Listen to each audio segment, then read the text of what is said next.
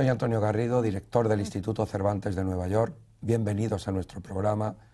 Está conmigo mi compañera Raquel Chan Rodríguez. Bienvenida, bien hallada. Vamos a empezar otra entrega de Charlando con Cervantes. Gracias, Antonio. Soy Raquel Chan Rodríguez de City College y del Graduate Center de la Universidad de la Ciudad de Nueva York.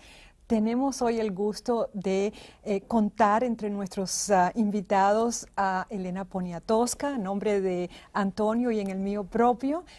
Quisiéramos, Elena, felicitarte por el premio Alfaguara recientemente concedido a tu novela La piel del cielo. ¿Y qué te parece si comenzamos hablando sobre esta novela que ha conseguido el premio Alfaguara tan prestigioso? La novela tiene un título extraño. ¿Nos podías hablar un poco de ese título, La piel del cielo? Bueno, la novela en realidad se llamaba T Tauri, que es una constelación en el cielo. Pero cuando para mi gran sorpresa obtuve el premio, y digo grande porque yo concursé con un nombre, con un seudónimo. Dumbo. Dumbo, un personaje de Walt Disney. Y cuando me dijeron que había ganado, habían pasado, creo que concursaron como 584 novelas o no sé qué, y que yo estaba primero entre los 7 finalistas, y luego los 2 finalistas.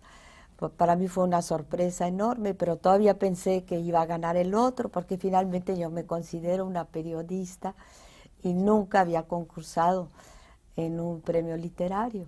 Entonces, cuando gané, le tuve que cambiar el título. Me pidió Antonio Muñoz Molina que si podía hacer un título menos hermético, como T Tauri, y le puse La piel del cielo, porque pensé, bueno, ¿qué son las estrellas? Bueno, pues podrían ser la piel del cielo. Ese es el título.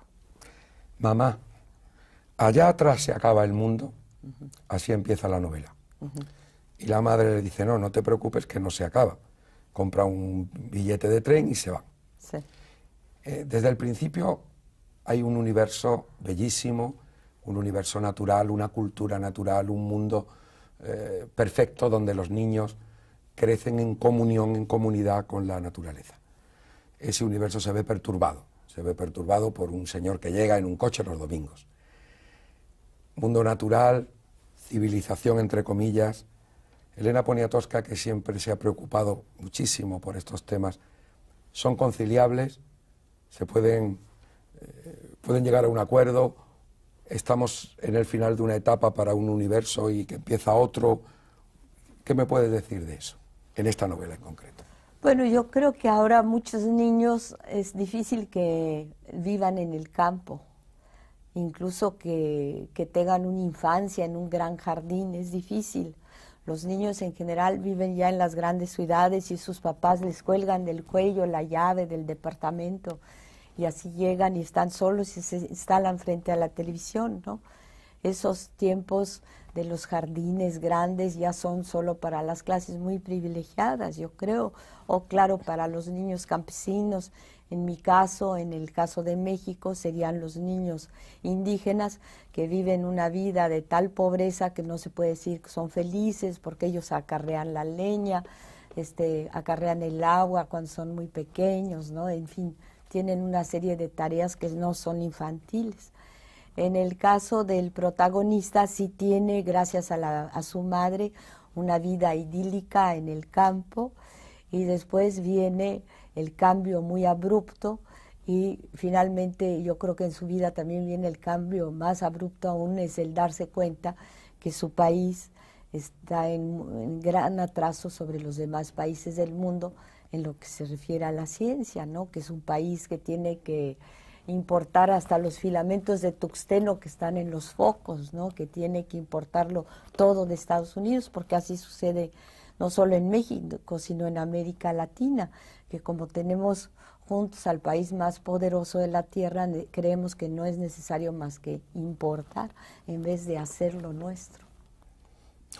Muy parecido con España, en determinado momento, cuando Unamuno dijo aquello de que inventen ellos, también es una postura de, parece como si dentro de la latinidad del universo, en lengua castellana, hubiera una tendencia a no inventar, una tendencia peligrosa a no inventar.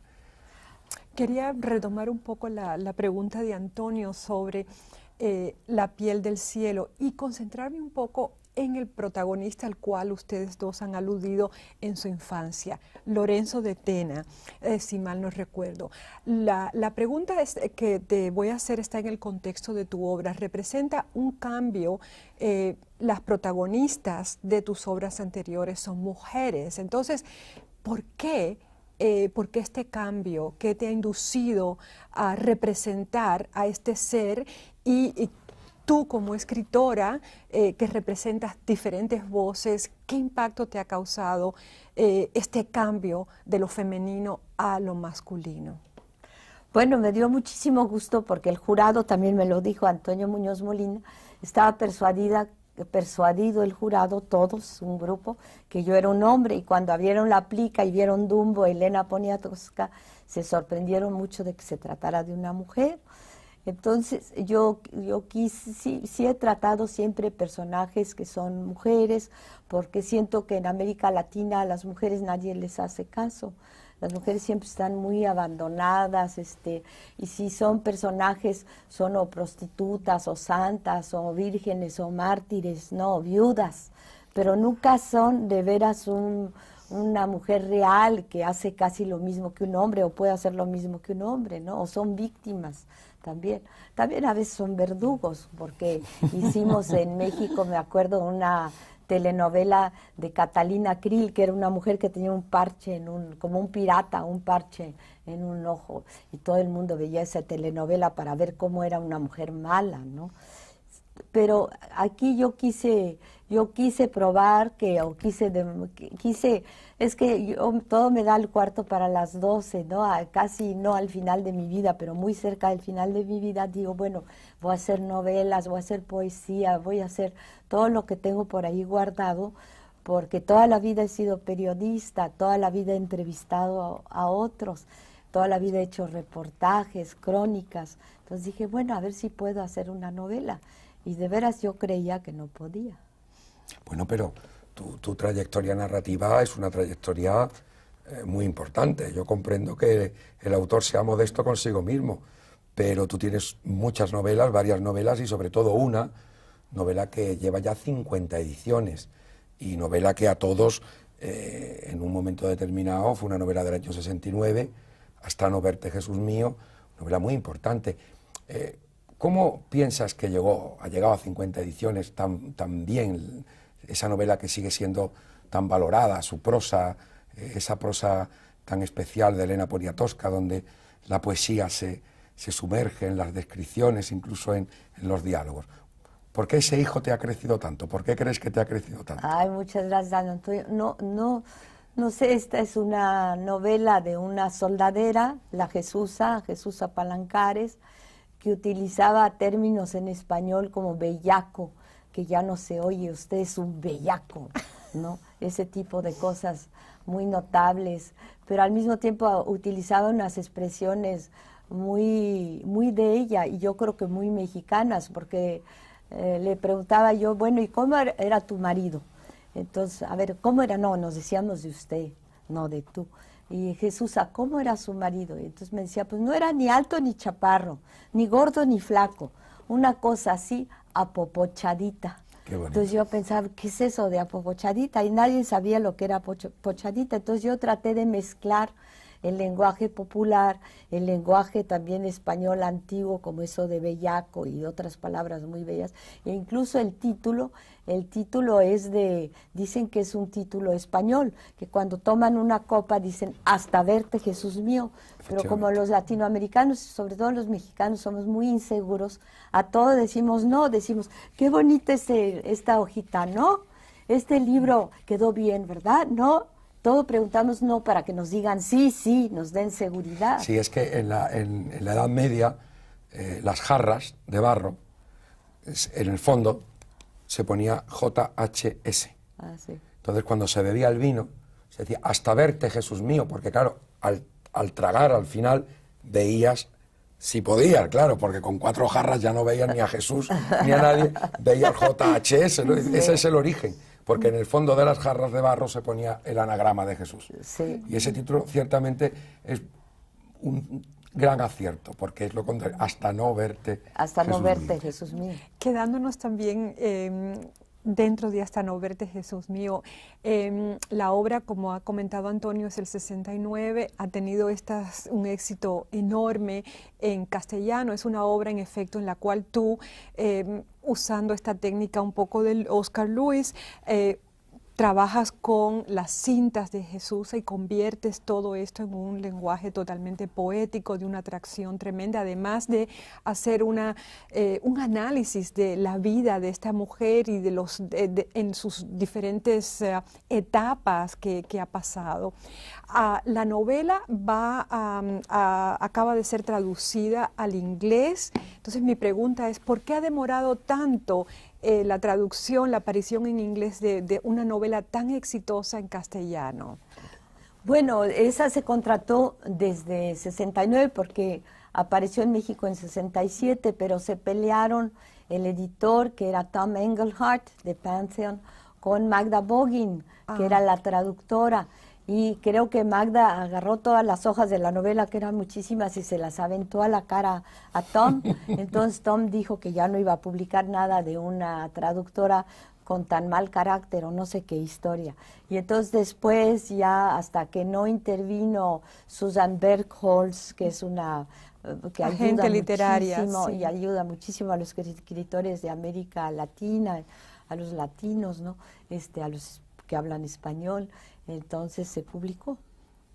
Y la novela ya está... Ahorita sí, sí, se llama Here's to You, Jesusa. sí. Bueno, felicitaciones por ese éxito. Quería ahora hablarte de un libro, si me permites, muy diferente, que es el que tenemos en la mesita, Las 7 cabritas.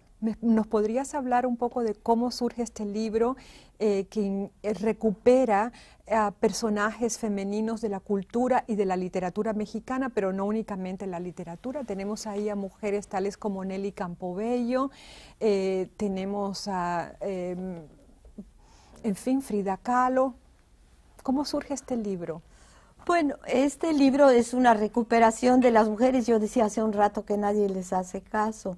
Son mujeres que en su época en México ya todas están muertas. Una de ellas es tía mía, Guadalupe Amor, que me prohibió, porque mi apellido materno es Amor, mi madre es mexicana, y ella me prohibió, me decía, no te compares a tu tía de fuego, no te compares a tu tía de lava, tú eres una pinche periodista. Pita Amor, ¿no? Pita Amor. Sí. Y era una mujer bastante extraordinaria, muy bonita, que hizo poesía en su época, fue amiga posó para Diego Rivera desnuda, causó un gran escándalo en la familia, porque se paró al lado de su enorme retrato que le hizo Diego Rivera y dijo, cuando entró el presidente de la República a inaugurar esta exposición, le dijo al presidente, no, pues este presidente es el retrato de mi alma. Y le dijo el presidente, pues qué alma tan rosita tiene usted, porque toda de ella está así como rosita, chiquitita, era un retrato bastante feo, bastante horrible. Y luego, bueno, está Frida Kahlo, que yo no conocí, Nelly Campobello, que tampoco conocí, pero es una mujer a quien jamás se le hizo justicia. Elena Garro. Es la única escritora de la Revolución Mexicana. Y era una mujer, pues yo creo que se dedicó a la danza porque finalmente nadie le hizo caso como escritora y es bastante significativa. Elena Garro, que fue la esposa de Octavio Paz, y es también Rosario Castellanos. Rosario Castellanos. Y luego finalmente una pintora, María Izquierdo, y si haces un balance, ves que a todas ellas les fue más bien mal, no les fue... Pues la sociedad les fue muy hostil porque finalmente en México se cree que la mujer debe estar como la escopeta, cargada y en un rincón. ¿Usted cree eso, don Antonio? No. Yo hace muchos años, desde que era adolescente, me rendí. Siempre he considerado que la mujer es mucho más inteligente y más sutil y por lo tanto nunca he tenido ese tipo de problemas. Rendirse es una cosa estupenda. Qué bueno. Pero es cierto, en la tradición... No solo en la tradición nuestra, sino en la tradición machista, por emplear algún término general. y que se puede ver en tantos países. Ese sentido de la mujer como la gran protagonista de lo oculto. La historia de la mujer es la historia oculta de la humanidad. Por eso es muy importante ese tipo de recuperaciones, de sacar a la luz lo que estaba velado, porque la mujer quedaba ahí, en esa esfera íntima, en la esfera de mantener las estructuras, pero el protagonismo desde luego no era para ella. Yo le quería preguntar, o te quería preguntar, Elena, se ha dicho, y es verdad, por lo menos para mí como escritor y como crítico, que el cuento es un género de América del Sur. Los mejores autores de cuentos, y tú has escrito cuentos, De Noche Viernes, es un volumen de cuentos. ¿Por qué crees que el cuento específicamente es un espacio tan cómodo para los escritores de América del Sur? ¿Por qué? Bueno, yo creo que hemos tenido grandes cuentistas, yo creo que la influencia de Borges ha sido definitiva, pero yo creo hemos tenido a Juan Rulfo con su maravilloso volumen de cuentos El llano en llamas, a José Arreola también con el confabulario, ¿no? Pero ahora creo que los jóvenes se lanzan más a la novela. Y la novela grande, la novela histórica, hay un escritor que hizo una novela de ciencia, que un poco, bueno, no parecía esta porque esta es una ciencia más de México, pero él se llama Jorge Volpi, ¿no? Claro, Los jóvenes, sí. y ahora eso va a ser nuestro agregado cultural en París, en Francia, los jóvenes ahora se lanzan a las novelas, a grandes novelas, pero sí, tiene toda la razón, pues lo sabe más Raquel porque hizo ese maravilloso libro sobre la literatura latinoamericana, que es un libro de consulta que yo creo que todo el mundo debería de tener. Yo siempre te hablo con admiración de ese libro. Gracias, Elena, por acordarte de Voces Hispanoamérica, pero quiero hablar un poco de proyectos futuros ahora. Has mencionado Arriola, Confabulario. Entonces, en una de las entrevistas que recientemente te hicieron en España, se habla de un proyecto futuro tuyo. El proyecto no es de un cuento, sino de una novela, pero relacionada con el guardaagujas de Arriola, al menos lo imagino así, porque el personaje central, según explicas en la entrevista, va a ser un ferrocarrilero, que es un personaje que está desapareciendo en México. ¿Nos puedes hablar un poco de ese proyecto de novela, de este ferrocarrilero, y por qué te interesa este tipo de ambiente?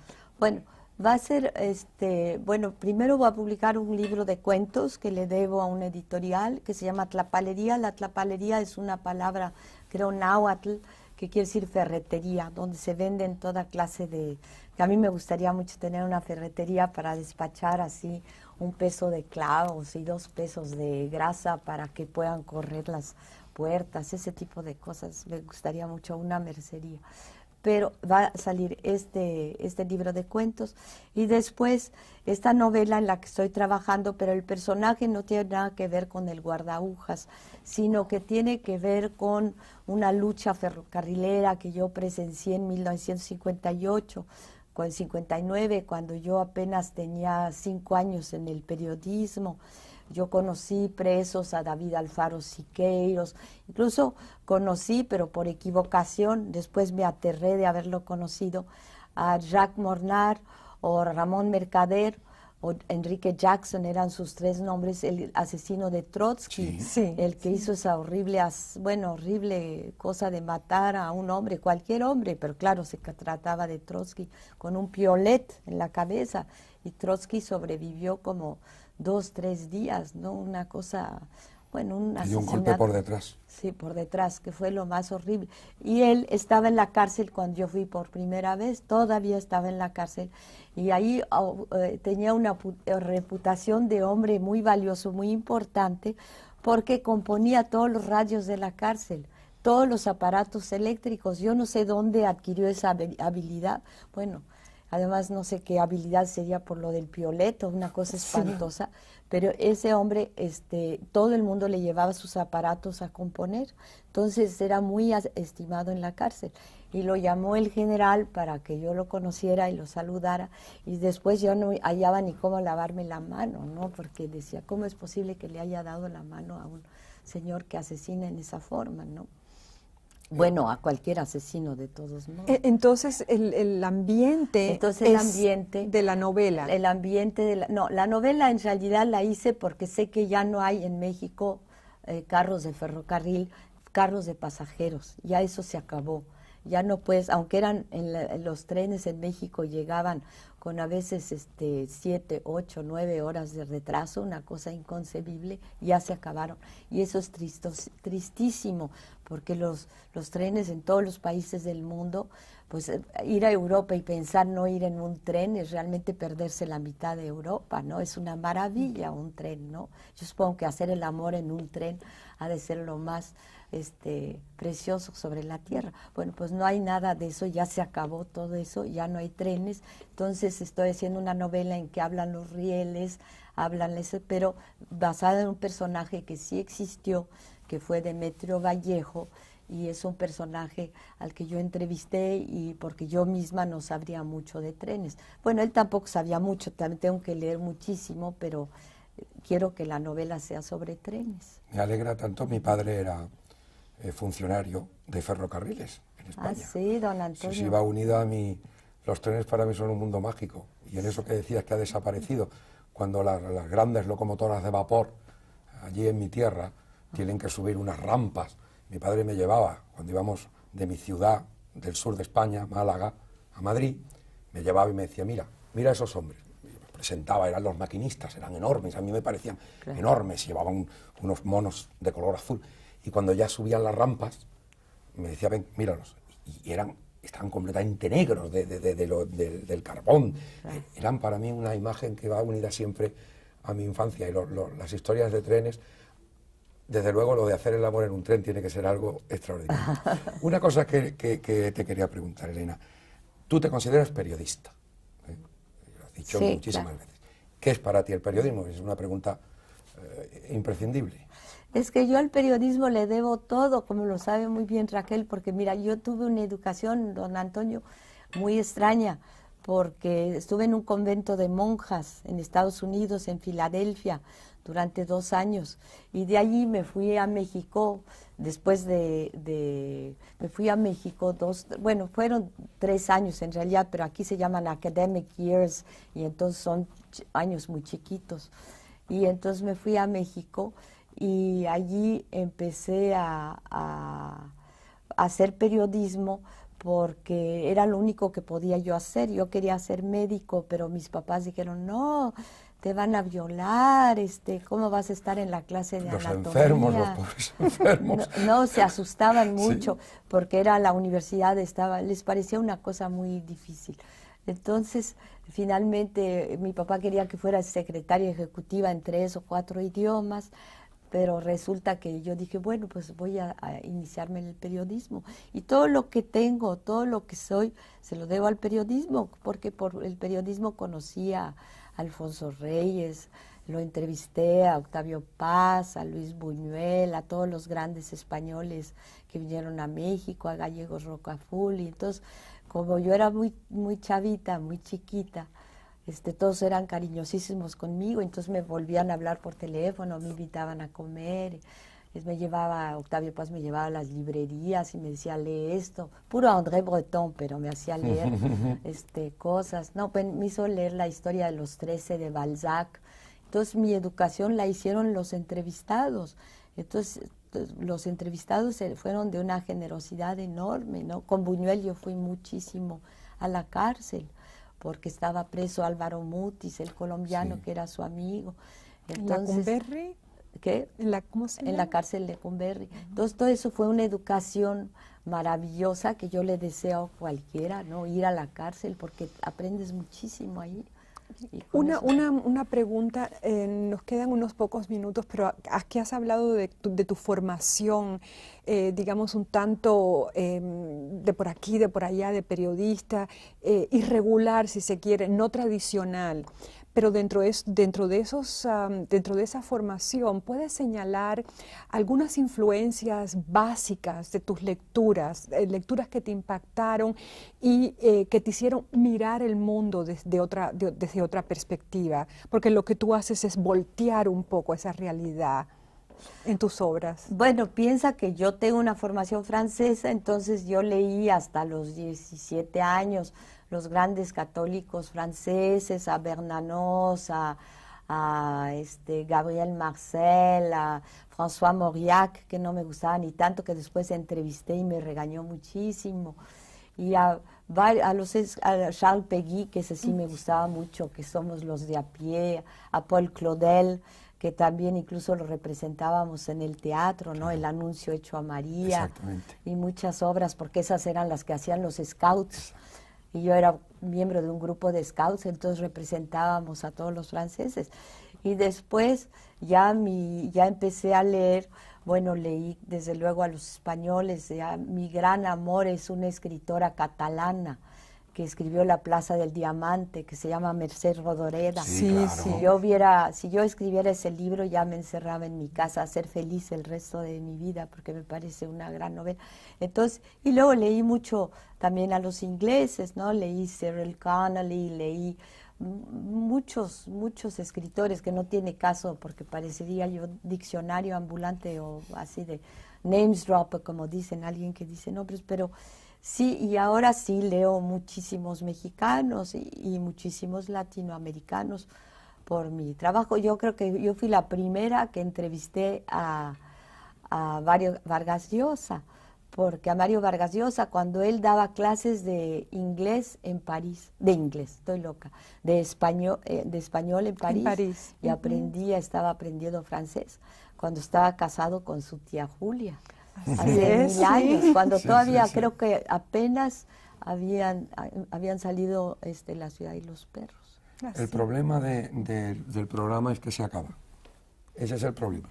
Podríamos seguir aquí rato y rato en la espléndida presencia, en la serenísima presencia de Elena, pero se acaba el programa y tenemos que agradecerte el que hayas estado con nosotros.